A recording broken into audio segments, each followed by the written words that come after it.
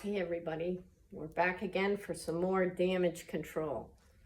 Back with Kismet, who I really am still planning to finish this year, at least get her back out and be shown. So it's come around to be her turn again, and she's kind of complicated, so I just want to go over that a little bit. She'd gotten really shaggy because I'd missed the window to pull her down for the national in August, for the national specialty. So then I raked her, and I had stripped out the center section about 3 weeks ago because that takes the longest to grow in. And so rather than pull this whole layer at one time, which means because the center grows slow and the neck and the rear grows faster, it would have meant that the hair came in unevenly. Whenever I'm getting a dog ready for show, one of my final steps is to do some section stripping, even if I normally rotate the coat. So I had already pulled the middle section down.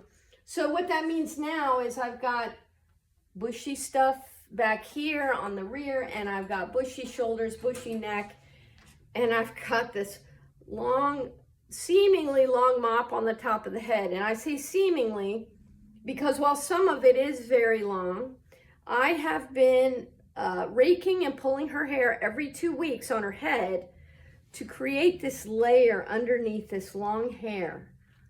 Let's see if I can get closer so you can really see that layer.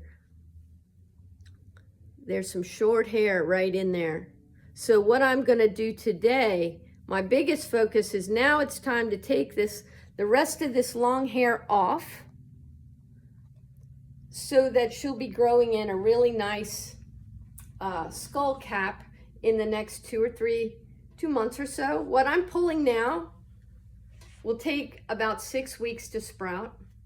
So it being kind of October-y, then it'll probably be December.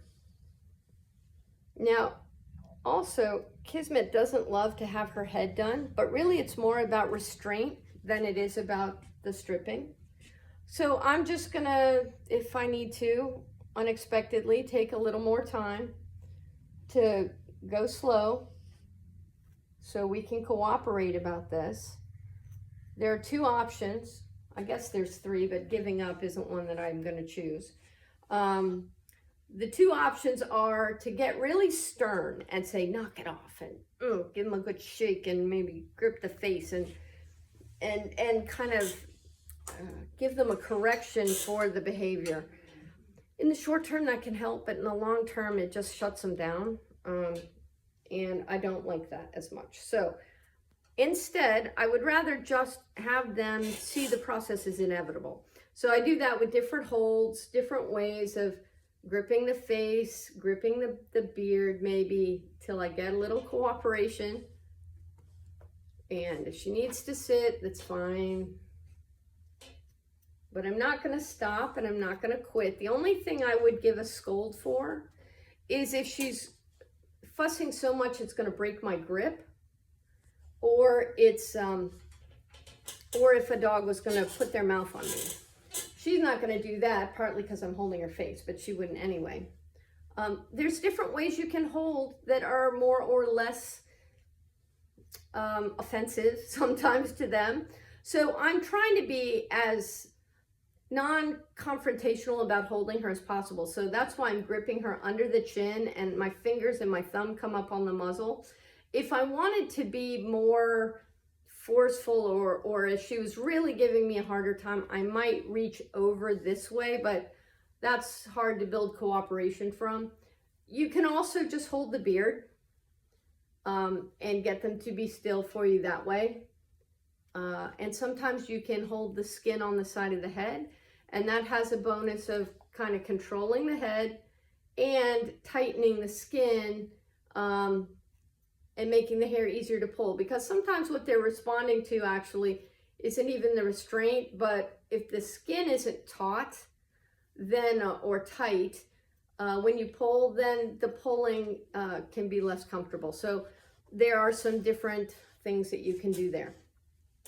So I didn't really expect to go on that tangent, but you know, we We do what we're presented with.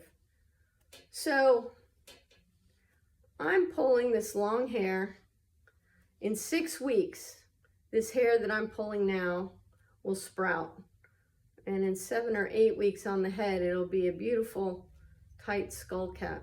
By then, the hair that's a nice length here will be too long, and I'll have to pull it off to reveal the nice show length head hair that I am pulling right now.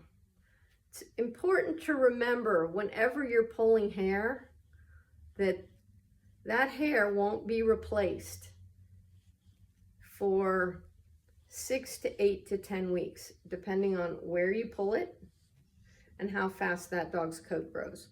But in my experience, standard Schnauzers usually take about 6 weeks for the hair to sprout once you stripped it. So sometimes we get excited because we strip all the hair out and then we start to see a layer coming in another couple of weeks. And we think, oh, look, it's grown back in. No, that's hair that got pulled at some point earlier than that in the past. So be mindful of that. Hey, hey, hey.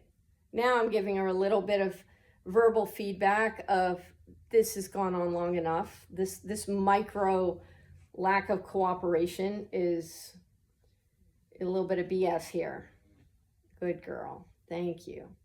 And if I'm going to go that route and use a little bit of, verbal feedback, then I owe it to give praise to. Good girl. Thank you. Thank you for your cooperation now. And then give her a break to show her that when she relaxes, then we're done sooner, at least for the moment. So my task for today, it's a pretty big one, but I've set aside a couple hours for myself, is to finish stripping her head, strip this long layer on her neck and her shoulders and her rear back here. Her tail's a little bushy. Redo her clipper work. And, then I'm going to have a dog that I can start looking at doing the final prep and getting ready to show her next month in November or December and finish up those last few points she has to finish her championship. Yeah. All right. Thanks, everybody.